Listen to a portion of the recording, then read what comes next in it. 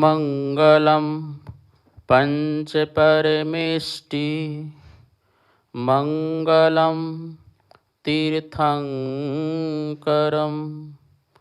मङ्गलं विश्वजिन्धर्मं मङ्गलं वीरशासनं मङ्गलं वीरशासनं वन्दे तु सौवसिद्धे ध्रुवमचलमनोभवं गतिं पत्ते मोक्षामि समयपाहुड मृण्मोऽसुध केवलीभरितम्।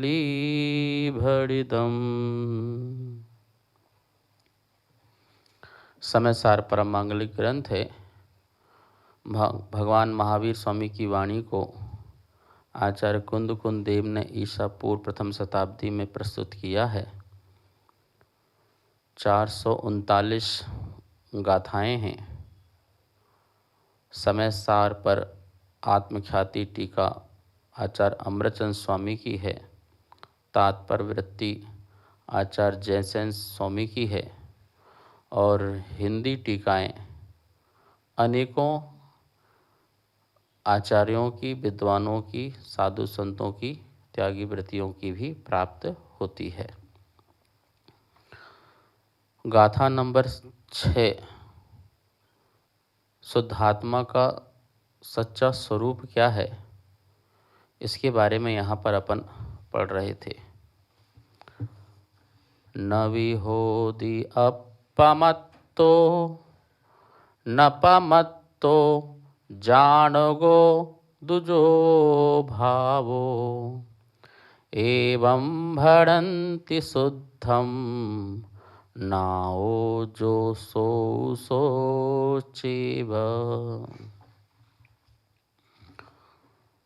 ज्ञायक भाव मतलब शुद्ध भाव, पारिणामिक भाव है। 5 महाव्रत के जो भाव हैं वो पर्याय के भाव हैं, वो पारिणामिक भाव नहीं है। 5 महाव्रत के जो परिणाम हमारे मन में होते हैं वो पर्याय भाव हैं। उसमें हमें इच्छा पूर्वक 5 महाव्रतों को पालने के भाव प्रकट होते हैं। अहिंसा महाव्रत, सत्य महाव्रत, अचौर महाव्रत आदि 5 जो महाव्रत हैं वो महाव्रत भी पर्याय भाव हैं। श्रावक दान आदि करता है वो भी पर्याय भाव हैं। जीव दया करते हैं वो भी पर्याय भाव है। वो ज्ञायक भाव नहीं है, वो पारिणामिक भाव नहीं है। शुद्ध भाव तो पारिणामिक भाव है। निगोद जीव की भी शुभाशुभ भाव हैं, लेकिन शुद्ध भाव नहीं है।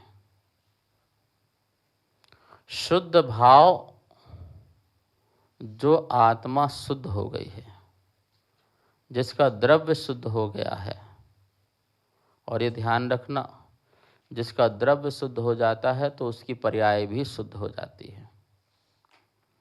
लेकिन वो पर्याय की दृष्टि तो चल ही नहीं रही अभी। यहाँ पर पर्याय को तो अभी शुद्ध माना ही नहीं जा रहा। जो क्षणभंगुर है उसे शुद्ध नहीं माना जा रहा है। एक समय का केवल ज्ञान भी है तो वो पर्याय भाव है। केवल ज्ञान भी एक एक समय का है। प्रति समय नया नया केवल ज्ञान है। उत्पाद वह द्रव्यता बना के रखी हुई है। प्रति समय का केवल ज्ञान है वो पर्याय भाव है। लेकिन कह रहे हैं जो शाश्वत भाव है वो ज्ञायक भाव है। आप इतना सा समझ लो, एक भाव ज्ञायक भाव, अनेक भाव वह पर्याय भाव। जो एक भाव है, जो सदा था, सदा है, सदा रहेगा, क्या जाननहार।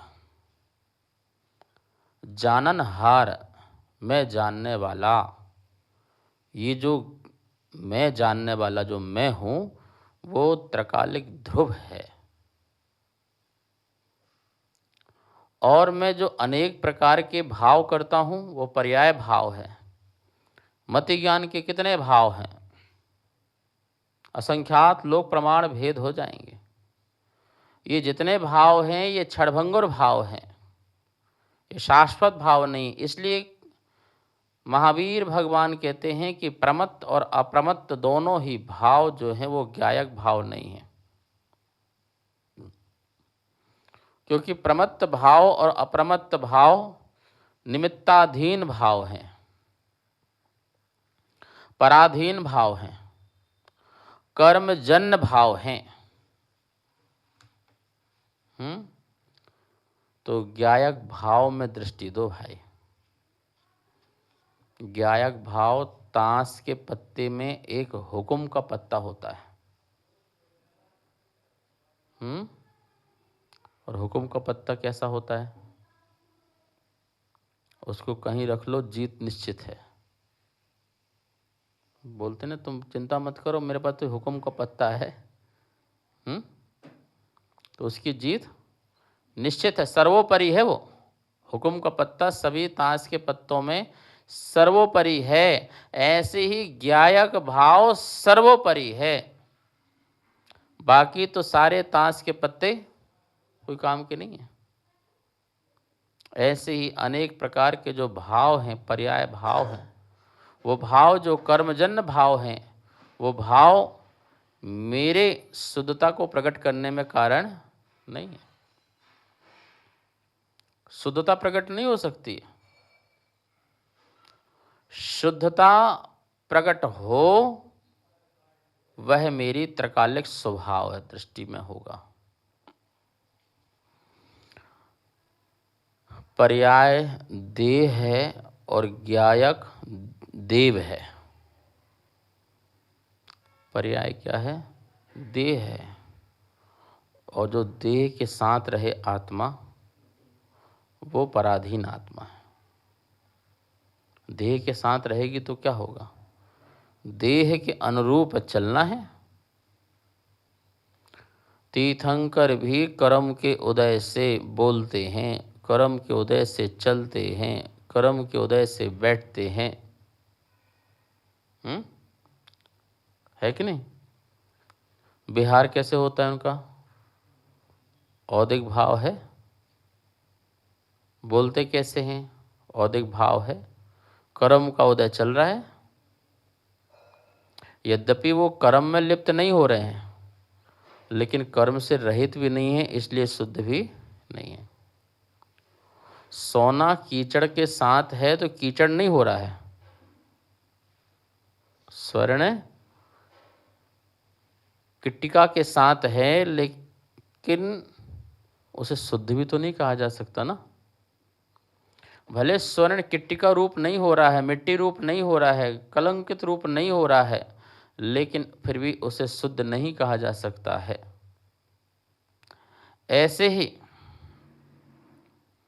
आत्मा जब तक शरीर के अंदर है, चाहे पहला गुण स्थान हो, चाहे 13 हो, चाहे 14 हो, तब तक आत्मा को यहाँ पर जो है पारिणामिक भाव वाला नहीं कहा गया। इसलिए कितना बड़ा डिसीजन है, ध्यान रखना। न विहोति अपामत्तो न पामत्तो जाणगो दूजो भावो एवं भणन्ति शुद्धम नाओ जो सो चेव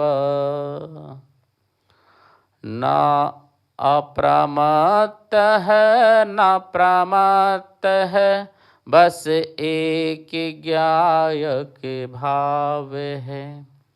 इस भांति कहते शुद्ध पर जो ज्ञात वह तो वही है। ज्ञायक भाव शुद्ध भाव है।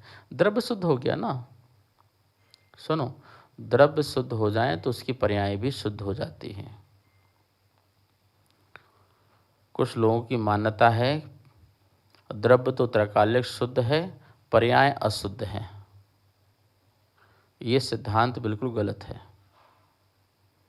ऐसा नहीं हो सकता है कि द्रव्य शुद्ध हो और पर्याय अशुद्ध हो।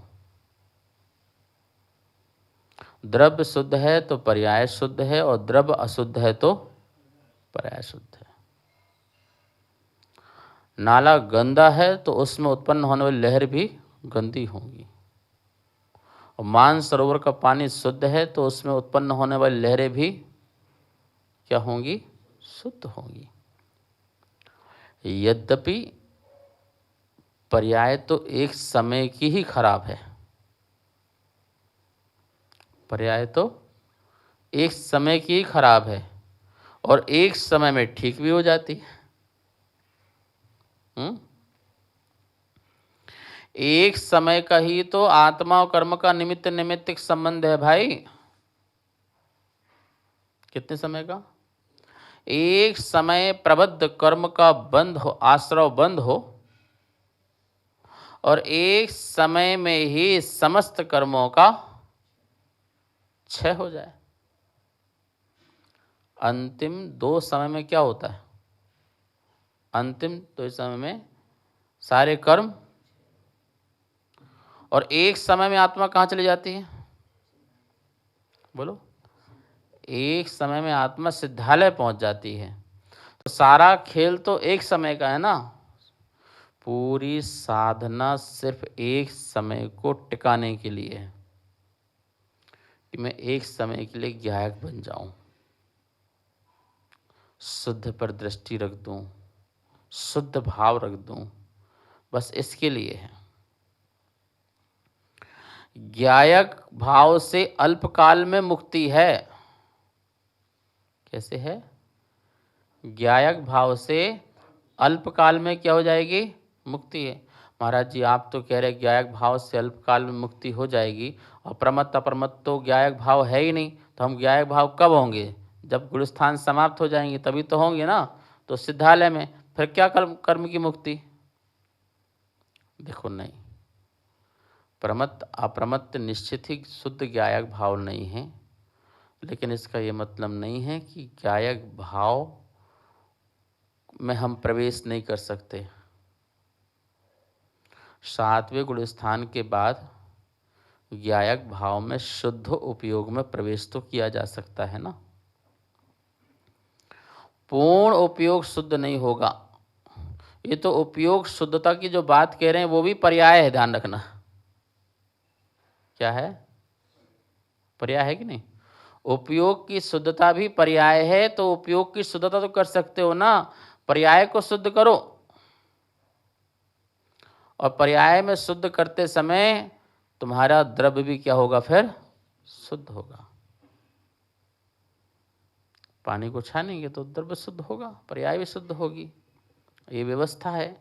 ज्ञानोपयोग दर्शन उपयोग भी पर्याय है। ज्ञान गुण की पर्याय है, दर्शन गुण की पर्याय है, तो उपयोग में शुद्धता कैसे आएगी? ध्यान रखना, द्रव्य का कभी अनुभव नहीं होता है, पर्याय का ही अनुभव होता है। द्रव्य का कभी भी अनुभव नहीं होता है, द्रव्य की कभी भी अनुभूति नहीं होती है। परिणमित करता हुआ जो चैतन्य परिणाम है उसका ही क्या होता है? अनुभव होता है। उपयोग जिसे कहते हैं। क्या दिया उपयोग की परिभाषा? चैतन्य अनुविधायी परिणामों को उपयोग कहते हैं। लिखा है ना शास्त्र में। जो चैतन्य का अनुसरण करें, ऐसे उठते हुए जो परिणाम हैं वो परिणाम पर्याय है, और अनुभव किसका होता है? पर्याय। तो हम पर्याय का उठते समय पर्याय का अनुभव करें, हमें समुद्र का अनुभव थोड़ी हो रहा है, उसकी लहरों का अनुभव हो रहा है। ठीक है ना। आत्मा जो अखंड अनादि द्रव्य है उस द्रव्य में उत्पन्न होने वाली जो पर्याय हैं वो पर्याय का अनुभव होता है। ज्ञान गुण का कभी अनुभव नहीं होता है, दर्शन गुण का कभी अनुभव नहीं होता। दर्शन गुण जो परिणमन कर रहा है, ज्ञान गुण जो प्रति समय परिणमन कर रहा है, वो परिणमन कौन सा है? ज्ञानोपयोग है, दर्शनोपयोग है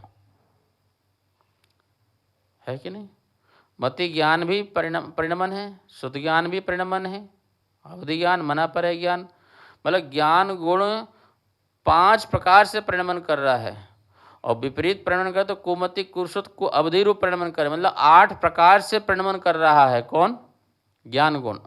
और एक बार में एक रूप में परिणमन करेगा तो परिणमन कर रहा है, तो परिणमन का हमको अनुभव होता है। और उस अनुभव के काल में हम अपनी पर्याय शुद्धता के अनुभव काल में द्रव्य पर दृष्टि दें तो क्या होगा?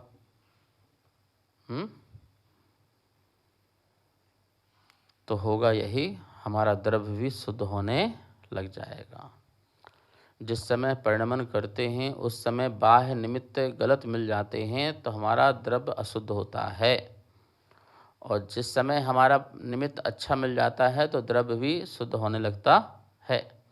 और जब हमारा निमित्त स्वयं का आत्मा का साध्य बन जाए तो द्रव्य पूरा क्या होता है? शुद्ध हो जाया करता है।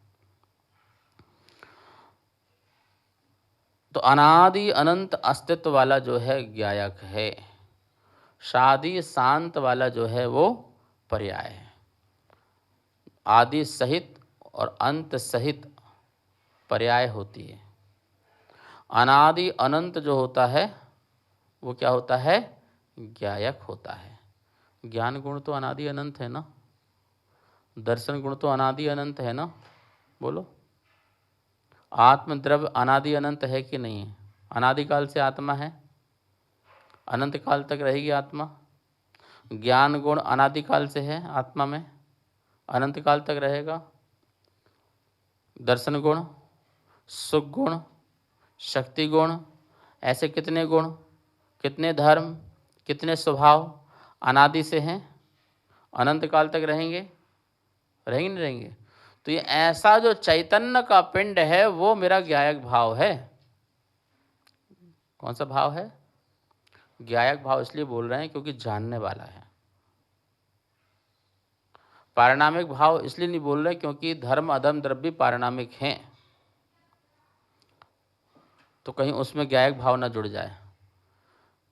तो आत्मा जानने वाला होने के कारण ये चैतन्य कहलाता है, सचेतन कहलाता है। ठीक है?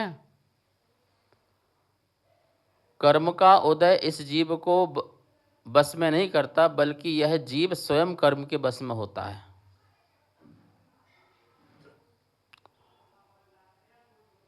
और कर्म के उदय के निमित्त से जीव में अनेक प्रकार के परिणाम पाए जाते हैं, परिणति पाई जाती है, इससे उसकी अशुद्धता होती है। देखिए क्या लिखा है, रागादि भाव अचेतन हैं क्योंकि वे स्वपर को जानते नहीं हैं। बड़े मजे की बात सुनो भाई, रागादि भाव ज्ञायक भाव तो नहीं है ना? पक्का? ये तो पक्का है ना? रागादि भाव अचेतन हैं। क्यों अचेतन है? क्योंकि वे स्वपर को जानते नहीं, इसलिए अचेतन है।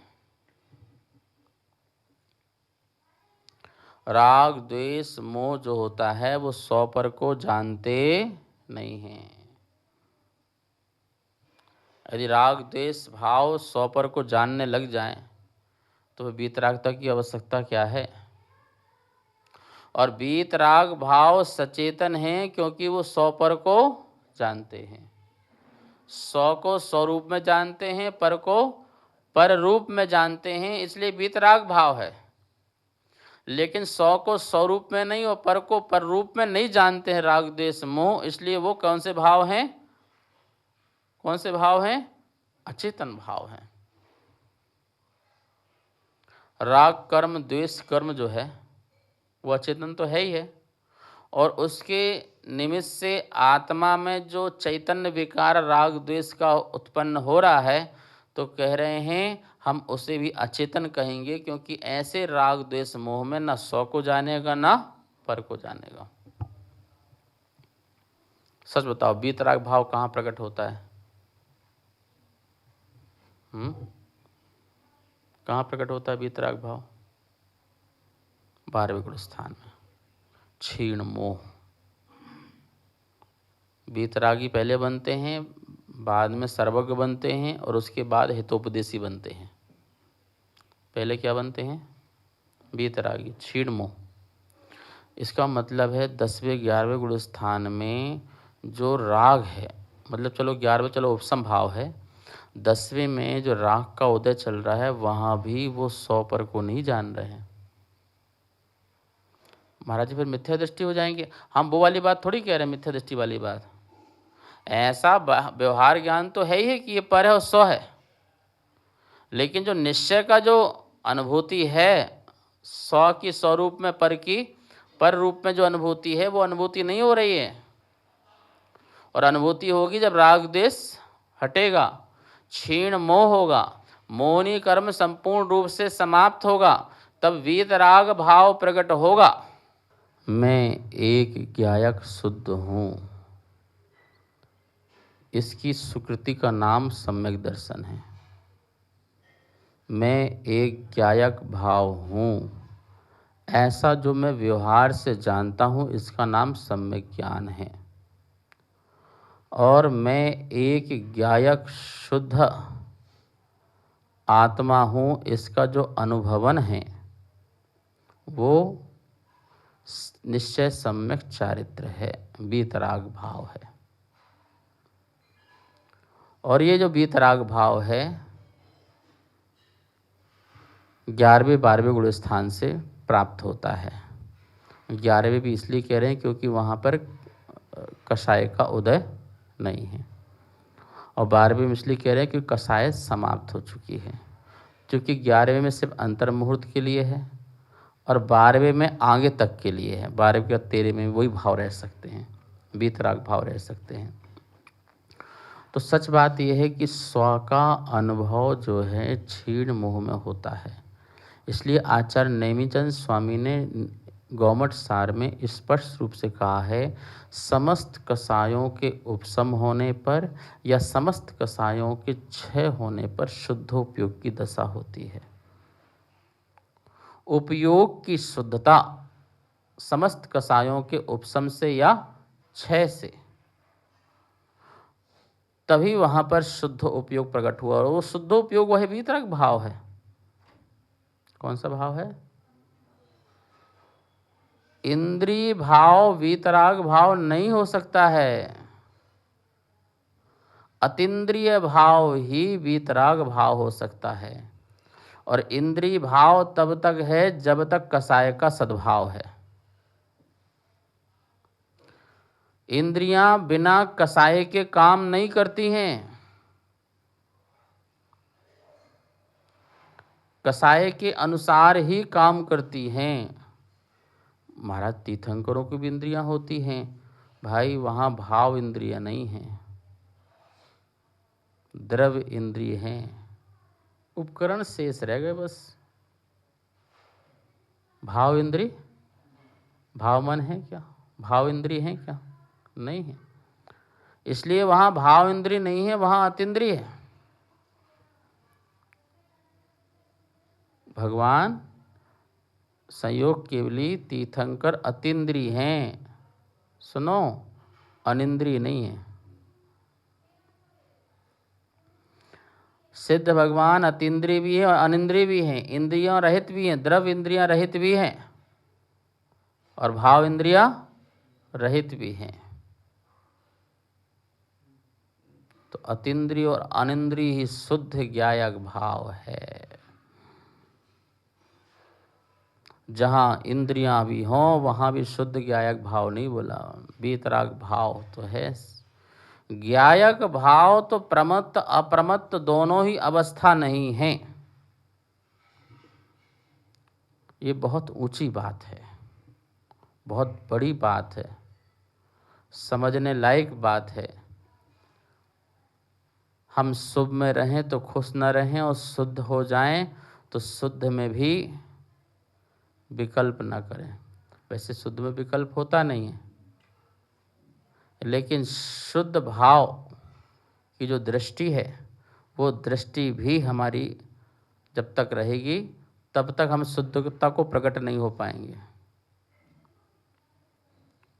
शुद्धता को प्रकट नहीं हो पाए। अनंत काल तक कहो मैं भगवान आत्मा, भगवान आत्मा, भगवान शुद्ध आत्मा कहते रहो अनंत काल तक, कुछ नहीं होने वाला। उसका अनुभव करने पड़ेगा, और अनुभव करने के लिए तुम्हें निर्गंध दिगंबर मुद्रा धारण करना पड़ेगी और क्षीण मोह तक पहुंचना पड़ेगा। उस क्षीण मोह में पहुंचते ही तुम्हें वीतराग भाव प्रकट होगा, परम पारिणामिक भाव प्रकट नहीं होगा। परम पारिणामिक भाव तो प्रमत्त अप्रमत्त भाव से रहित होने पर होगा, जहाँ किसी भी कर्म का उदय उपशम क्षय क्षयोपशम ना हो, तो वो परम पारिणामिक भाव होगा, वो शुद्ध भाव है। वस्तुतः निश्चय से यही कहा जा रहा है कि निगोज से लेकर के निर्माण तक जितने जीव हैं, निश्चय नय से तो परम पारिणामिक भाव वाले हैं। यदि ओनली द्रव्य में दृष्टि दी जाए तो, और पर्याय में दृष्टि दी जाए तो वह ज्ञायक भाव नहीं है, परम पारिणामिक भाव नहीं है। पर्याय वाले भाव हैं, कर्मजन्य भाव हैं, पराधीन भाव हैं, निमित्ताधीन भाव हैं, विकार भाव हैं। कैसे भाव हैं? विकार भाव हैं। जो जो गुण हैं उनके विकार भाव हैं। कुछ गुण शुद्ध हो जाते हैं, कुछ गुण शुद्ध नहीं हो पाते हैं। जैसे संयोग केवली के अभी अव्ययवाद नाम का गुण शुद्ध नहीं हुआ, अमूर्तिक गुण शुद्ध नहीं हुआ, सूक्ष्मत गुण शुद्ध नहीं हुआ, अवगाहनत गुण शुद्ध नहीं हुआ। ये भी चारों प्रकार के जो गुण हैं, शुद्ध नहीं होने के कारण उसे ज्ञायक भाव नहीं कह रहे हैं यहाँ पर। बोले आप इसको भी शुद्ध कीजिए। न विहोदि अपमत्तो न पमत्तो चाणगो दुजो भावो। प्रमत्त अप्रमत्त दोनों ही भाव ज्ञायक भाव नहीं है ना। तो पहले गुणस्थान से 6वें गुणस्थान तक प्रमत्त भाव है, और 7वें से लेके 14वें गुणस्थान तक अप्रमत्त भाव है। और प्रमत्त अप्रमत्त से रहित भाव को ज्ञायक भाव कह रहे हैं।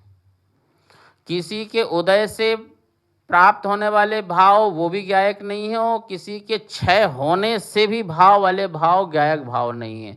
जो सहज शुद्ध चैतन्य है वही ज्ञायक भाव है। शेष विषय कल। जा वाणी के ज्ञान से सूझे लोकालो, सो वाणी मस्तक धरो सदा देत हो धो। हे जिनवाणी भारती तो ही जपो दिन रेन, जो तेरी सरना धरे सो पावे सुख चैन। सबको बहुत बहुत मंगलाशीर्वाद। कार्यक्रम पाठशाला के पुण्यार्जक थे श्री दिगंबर जैन मंदिर, लोधी कॉलोनी, दिल्ली।